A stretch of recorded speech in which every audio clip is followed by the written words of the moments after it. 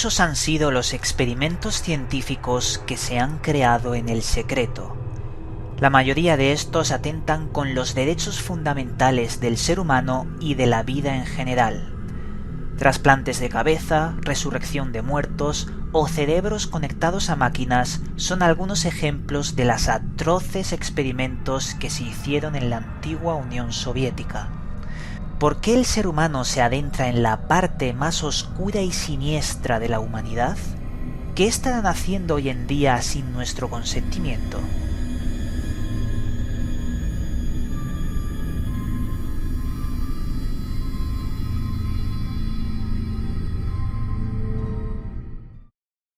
Saludos, buscadores del misterio, y gracias por asistir a granmisterio.org.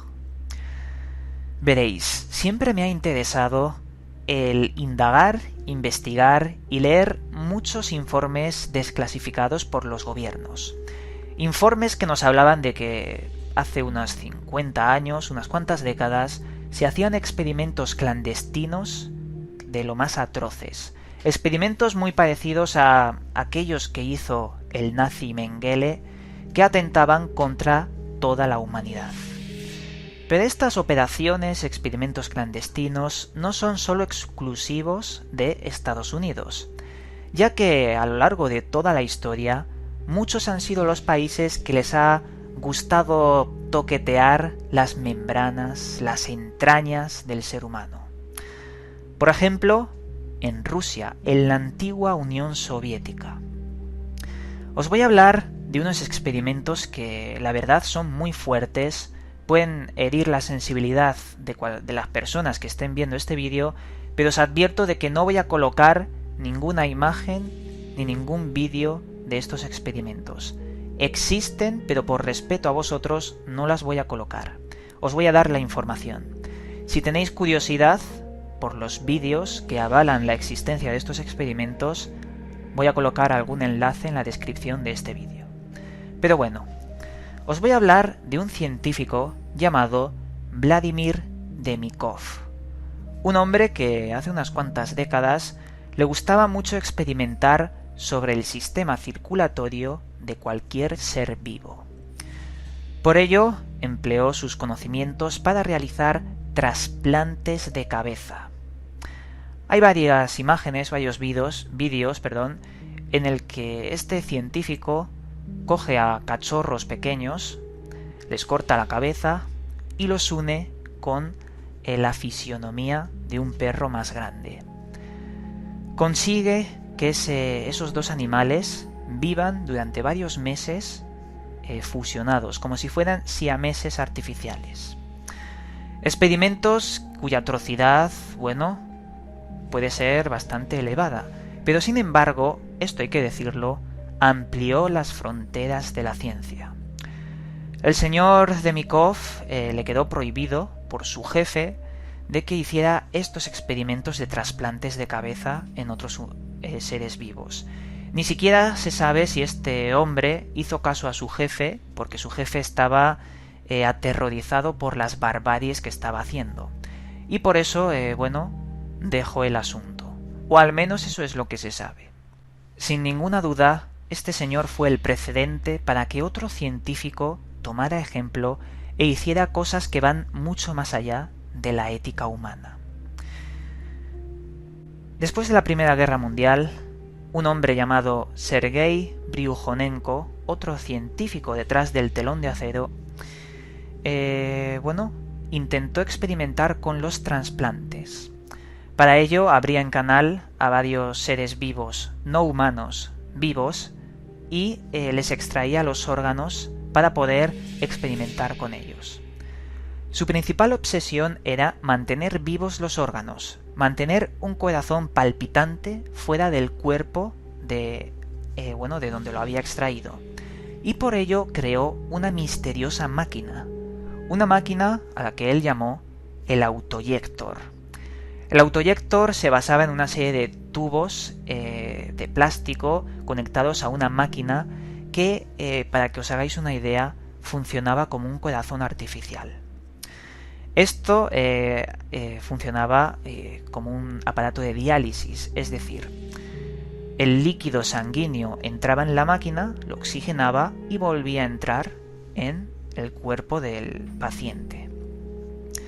A partir de esas experimentaciones con los órganos, lo que hizo fue ir un paso más allá y cortarle la cabeza a un perro, sacarle los pulmones junto a la cabeza y conectarlos a su famoso invento, al autoyector. Consiguió que el perro sin cuerpo abriera los ojos, pudiera incluso beber agua y comportarse como si fuera todo lo normal, aunque yo sospecho que ese perro sufría. A las 3 horas el perro murió, y hay un vídeo que, pasó hasta incluso a Estados Unidos en aquella época de lo impactante del descubrimiento. Luego hablaremos sobre la reflexión de qué es lo que implica esto, pero quiero continuar porque esto solo fue el comienzo del señor Grijomenko, ya que lo que hizo después se plantea como un misterio científico porque no se sabe si es verdad, y de ser verdad estaríamos hablando de que el ser humano es algo más que cuerpo y alma.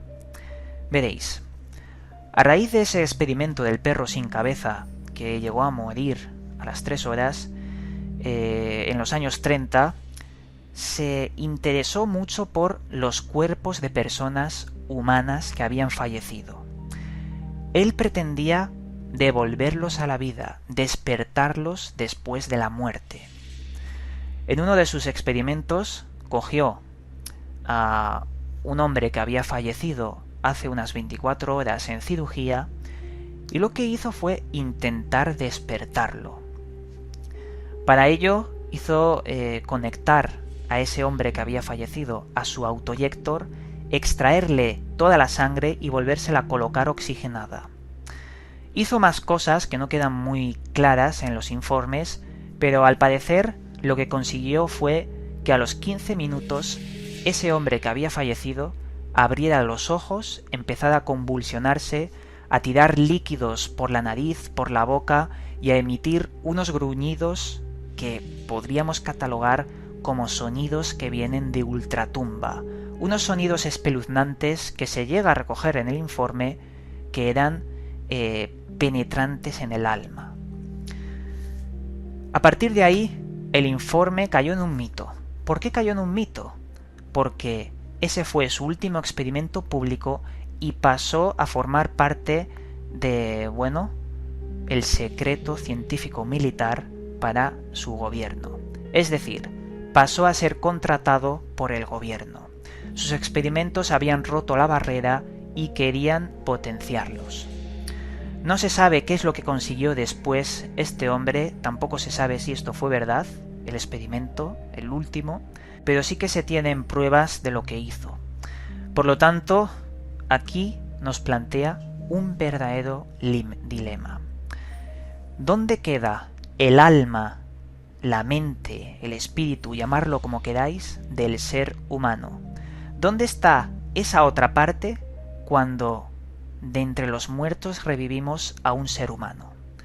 Científicamente esto se puede explicar como una cosa llamada últimos estertores del cuerpo. Hay una muerte física, pero también una muerte celular. Al cabo de unas 24 horas, esas células siguen vivas aunque están en su degradación.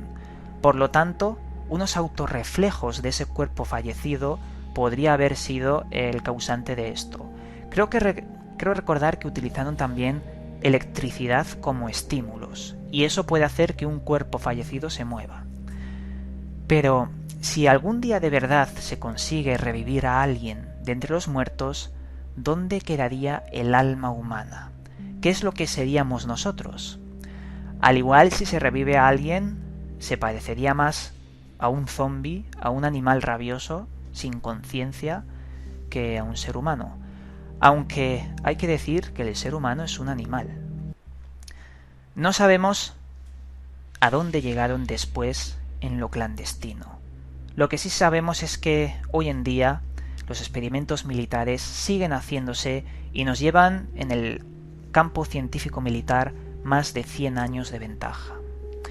Os dejo esta información como otro misterio, un misterio científico, los trasplantes de cabeza y la resurrección de un cuerpo, y vamos a continuar con Gran Misterio.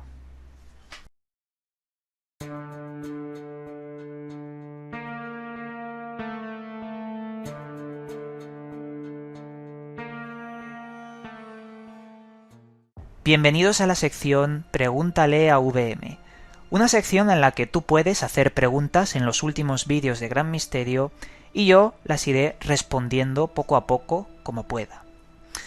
En esta ocasión he seleccionado unas cuantas y vamos a intentar darle respuesta. Aldair Pérez nos dice: ¿crees en el Ser Supremo Dios? Sí y no. Lo he dicho muchas veces. Para mí, un Dios no es aquel que tiene voz, no es aquel que tiene cuerpo, no es aquel que necesita e impone algo al ser humano, como por ejemplo Yahvé, el Dios cristiano en la Biblia, que proponía y exigía sacrificios. Para mí un Dios no es nada de eso, y ningún Dios de la religión será la idea que yo pueda tener. Yo me inclino más por la idea del hermetismo, que nos dice de que todo es mente. La materia, lo que no es materia, lo que existe, lo que no existe, nuestras palabras, nuestros pensamientos, una piedra, la arena, todo es Dios, o el todo. Y yo me inclino a pensar de esa forma. Y creo que es lo más lógico, porque al fin y al cabo, ¿qué somos nosotros y qué nos diferencia nosotros de un árbol? Somos vida. Vamos a otra pregunta. Los huevones de la papa frita, se llama así el usuario.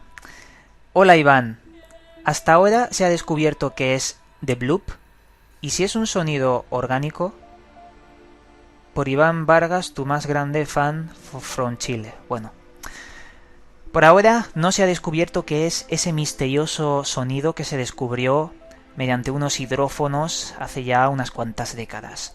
Un sonido que se atribuía a una bestia de proporciones inmensas. Sí que existen algunas teorías que dicen que el sonido pertenecía a unos casquetes polares, a unos icebergs que se estaban hundiendo y hacían ese ruido. Sin embargo, yo os digo que esa información es falsa. Y es falsa por un motivo. Los que estudiaron el sonido sabían que el eco del sonido era de kilómetros y kilómetros del fondo marino. Era como que algo muy grande hubiera emitido ese sonido, que para nada tenía que ver con esos icebergs. Hay algunas teorías, pero sigue siendo un misterio de ese sonido de hace tanto tiempo. Un gran misterio que la verdad es interesante volver a retomar una segunda investigación. Pero bueno. Ismael Alejandro Zaragoza. Dado el nombre y la apariencia, ¿qué relación podría haber entre los reptilianos y los dinosaurios? Yo llegué a teorizar hace un tiempo de que si el ser humano tiene unos 200.000, 250.000 años de evolución en la Tierra, los dinosaurios tuvieron más de 75 millones de años de evolución. Por lo tanto, en ese tiempo podrían haber llegado a desarrollar una tecnología y una inteligencia mucho más allá que el ser humano. Recordemos que son dos abismos de tiempo inmensos, y con ese tiempo podrían haber evolucionado un montón. ¿Qué podrían haber hecho? Meterse dentro de la Tierra o salir a las estrellas con su tecnología. Y esos dinosaurios evolucionados podrían ser los reptilianos. Hay muchas leyendas, como las africanas, de los Chitauri, que decían que estos hombres reptil venían de las estrellas y le contaban al hombre que este era el planeta de los reptiles, era su planeta, y que habían vuelto para hacer determinadas cosas. Pero bueno, vemos que en todas las culturas está el culto a la serpiente y que perfectamente podrían ser la misma cosa. Ojo, es una teoría. También hay otra teoría de que los reptiles vinieron de otros planetas, los draconianos y demás, pero yo me inclino a pensar más en esta hipótesis lógica. Alejandra Estefanía Gaitán Javier nos dice: Hola, ¿sabes si hay alguna forma de bloquear la señal de HARP para que no afecte nuestra mente?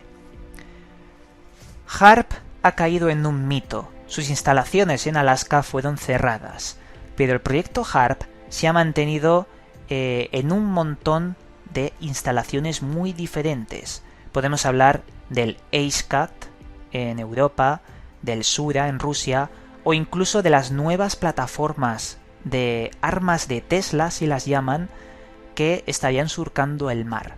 Es decir, HAARPs que van en barcos. Los nuevos HAARPs tienen una tecnología que va mucho más allá del antiguo proyecto del HAARP de Alaska. Y poder bloquear eso, pues bueno, a lo mejor viviendo en una jaula de Faraday, una especie de aislante hacia las ondas, podría, bueno, aislarte de esas cosas. Pero yo creo que estamos ante el peligro de cualquier onda que pueda afectarnos. Y mucho más ahora con el nuevo método MK de control mental, las armas psicotrónicas, un peligro inminente que viene poco a poco. Dicho esto, aquí acaba la ronda de Pregúntale a VM y volveremos en un tiempo, cuando hagáis más preguntas y nosotros las recopilemos para responder. Y nada, con esto os debo decir de que os mando un cálido abrazo y nos volveremos a ver en otro vídeo.